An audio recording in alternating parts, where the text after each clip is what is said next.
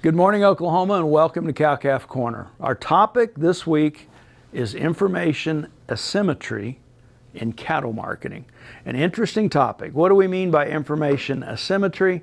Basically, in a negotiation where one party has got a lot more or more relevant or better information than the other party, and it potentially leads to a bad outcome. We are fortunate to be joined today by Robert Hodgen, graduate of OSU, one of our graduates of distinction in our Animal and Food Sciences department.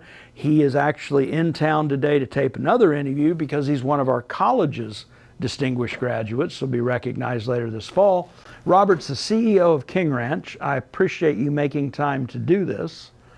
Thanks for having me, Mark. As we think about this topic, and Robert, I know you wear a lot of hats in your job. You are a seed stock producer, you've got calves to sell, and you have a feed yard. And so you're kind of involved in all sides of this. So I start by just asking, as a cattle feeder, when you are taking on inventory to put in the feed yard, what kind of information, what kind of genetic or documentation of genetic potential has value to you? Mark, I would say with our cattle feeding hat on, and in our business, we're going to buy 5,000 to 10,000 head of feeder calves a week, and we're just beginning the journey to really go from working on averages to thinking about origins, thinking about sources. Today we put a low frequency ID in every calf that shows up, and those calves can get dispersed through the yard, but then we can go back and look at where they started. And so we're focused on health, we're focused on mortality. And we know that in any given pen, the value of the best calf to the value of the worst calf in that pen might be $500, $600, in today's market, $700 between the best and the worst calf. And so, it's still in many ways a business of averages, and then you're trying to find specific producers and build relationships where you know that calf is better than average. And I think for us as cattle feeders, if we are trying to buy a calf, know its health, know its background, and then predict how it's going to feed in the feed yard and what that carcass is going to look like. For us, we're in the business of selling carcasses. We can value those carcasses. The packers give us value in the carcass through the grid and grid pricing, and so we're trying to predict the outcome of that pen of cattle. And for us, I think it's that information. The more information we have, the more accurately we can value the calf. Yeah, we think long term, in you and I's lifetime. I'm quite a bit older than you, but we talk about how does a commercial cow-calf operation build that reputation. And we've talked about this for years. Well, maybe we retain ownership, maybe we retain a share of ownership through the stocker phase, through finishing. We coordinate something to get that information back, and then we have our story to tell that helps us earn that reputation. Does that have value to you? It absolutely does. We work with a handful of producers where we know we're getting calves from a specific ranch. We've fed those cattle before. We know how they're going to feed. We know how they're going to perform on the rail.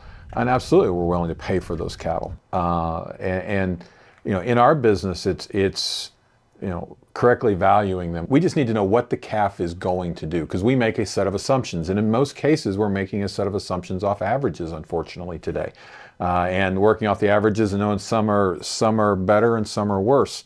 But where we can have that relationship with that producer, and we fed the cattle before, we know what they'll do. We're absolutely willing to, as a cattle feeder, we're looking for our yardage every day. We want we want cattle in the yard, and that's and then to be able to make a really high quality product after that. But knowing what the set of expectations of that cattle are makes all the difference for us as a cattle feeder. Absolutely. And those reputations, they're earned over the long stretch. One of the tools that's became available to us in this business, we use this a lot in the seed stock sector. I think commercial producers have got to decide whether it is practical or not for them to collect DNA samples, but obviously that's been a game changer. The last 15, 20 years, we get a blood sample, maybe tail hair with that root bulb on it. We can send it into a lab, get reports back on cattle. To what extent are you guys seeing this or basing value on this?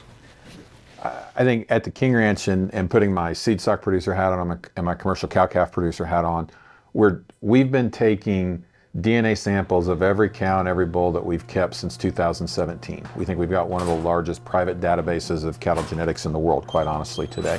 We're collecting DNA on every heifer. We're using that DNA to sort for our commercial cows, or for our commercial replacement heifers, and then the heifers that end up in the feedlot, we will gather feedlot and carcass data off those heifers, and we'll probably do about 10% of the steer calves as well. I'd say we're in learning mode, and what I'm seeing out of the industry today is we're getting fairly decent at being able to predict quality grade, and the rest of it we're still learning. And as I've looked at it, as I've talked to industry experts, the genetic makeup of that calf is probably predictive of 30–40% of the outcome. Management really matters. We're learning if we harvest these calves at 16 or 17 months old, they'll do certain things. If we'll background that calf and put that calf on grass and harvest that calf at 22 months old, they perform drastically different in the feed yard. They're a whole different set of carcass characteristics, and so how you value that relative to the markets. And then there's still a bell-shaped curve of just randomness within any given population of cattle. But can we start to predict the means? Absolutely. But I think as I look at, call it the next 20 years, I think this idea of information, data, genetics, using that to be able to predict feedlot and carcass performance in a way, and then being able to value that feeder calf off of that. We're not there today, but we're starting to build the database and the resources of information to be able to do that. I think the other thing we're seeing, and I know this beef on dairy trend is maybe controversial with the rest of the cattle business, the producers of native cattle, right? But what I would tell you is the information we're learning from the beef on dairy business, we're going to apply back to the native cattle, and it's going to make us smarter, faster, better. And we're going to learn, all right, out of that bull, if we put them on this cow, we know they do this, and out of this bull, if we put them on these cows, we'll have a much better idea of how those calves are going to perform. And so I think we're in the very early innings of how we use information. You talk about information asymmetry on both sides to be able to predict what that calf's going to do. We're just getting started. And most likely, and I make the statement that I want your opinion on it, but I can remember 30 years ago, early in my career, we would talk about, hey, we're going to get 2 rounds of vaccinations in these calves. We're going to wean them for a few weeks before we actually market them. This is going to be worth a premium in the marketplace. And that didn't always set well with everybody at the beginning when we first started talking about that. And yet, through the years of a program like Oklahoma Quality Beef Network, we have documented those premiums, 12 to 15 bucks a hundredweight, 20 some, 30 years of that data. We talk about this. You and I have had this conversation before. That has become the modern industry standard. It's table stakes today. Yeah, that's how we market feeder calves. Would you say that as we look ahead, that documentation of genetic potential is going to become that same standard over whatever that timeline is going to be? I don't know if it'll be the standard, but I'll speak for myself, where I see this headed is, I think we're going to further bifurcate the industry into a series of coordinated supply chains. And if you want to be in one of those coordinated supply chains, you're going to have to be part of this information sharing up and down the value chain. If you're a cow-calf producer, you're going to expect that your stocker, your feedlot operator, and the harvester of that calf is going to pass information back, but the people further down the line are going to expect to have accurate information to build their models off of. And so could I see 5 to 10 of these major coordinated supply chains being built? Absolutely. A couple of them already exist. I know for a fact there's a couple more that are being worked on today. And so I think that, will we head more to this specific set of genetics with this type of management are headed into this feedlot system and this packer and ultimately this retailer? Absolutely. And I think that's where we're headed. Now, how much of the industry gets there, it's hard to say. But I think producers who want to be progressive, producers who want to get the most value out of their calves, it'll be a mindset shift of I'm here to share information so I can maximize the value of my calf versus I don't want to give information because I'm afraid somebody's going to take advantage of me. And that's a mindset shift. And you and I have talked about this of, do you want a long-term relationship or do you want a transaction today? And that's something every producer has to wrestle with, of what's best for them, what's best for their situation. But I can tell you, as somebody who is involved in the downstream part of the supply chain, we absolutely are looking for producers, for stocker operators that we can build those relationships with, consistent supply of cattle that are going to fit what our what our harvest partner wants, and ultimately what a series of retailers want. One other thing that's came in play here in the past year is we've got this genetic merit scorecard now. You can actually get predictions of genetic potential post-weaning for calves based off registered Angus sires. It's a different program I mentioned in this article, but we're actually seeing premiums paid for those based on genetic potential, and we're starting to document that there's quite a few premiums being paid for those. Again, big database, a lot of accuracy in those genetic predictions in that breed. Do you ever think this potentially is something that becomes more industry-wide, including other sire breeds?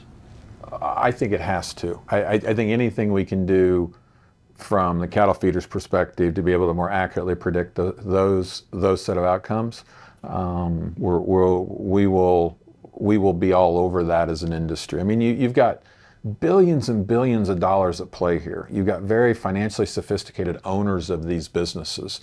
And we're, as an industry, we're going to apply whatever tools are out there. But I believe there will be a group of producers who go down this data path, and that's how they build a competitive advantage. That's how they run their business. That's their strategic advantage, is who has the best database, can accurately value those calves. But will it be all 500,000 head a week that we harvest in this country? Probably not. But will it become a bigger and bigger portion of it? I think so. And just knowing what that potential is going to create the potential for us to more efficiently manage and best figure out the end point for those cattle and what market they're going to hit as we learn more and more about that genetic potential of the masses. Absolutely. And I think it's both, as we talk about it internally and even with our own herd at King Ranch, it's both about making the best ones better and moving the mean, but it's also about taking the bottom end of the tail out of the herd.